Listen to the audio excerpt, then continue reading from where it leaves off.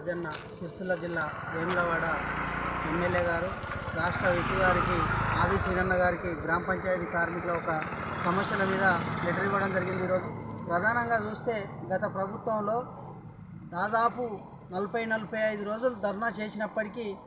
ఆ రాష్ట్ర BRS party ఎలాంటి స్పందన లేక గ్రామ పంచాయతీ కార్మికులు ధర్నాలు చేసి రోడ్ల మీద రాష్ట్ర రోకలు చేసి వాళ్ళ ఒక్క సమస్యలు ఇవని చెప్పినప్పటికీ ఆ ఒక్క బీఆర్ఎస్ ప్రభుత్వం పట్టించుకున్న పాపాన ఓలే. అదేవిధంగా ఇప్పుడు కాంగ్రెస్ ప్రభుత్వాన్ని కోరేది ఏంటంటే మంకీ పర్పస్ విధానాన్ని రద్దు చేసి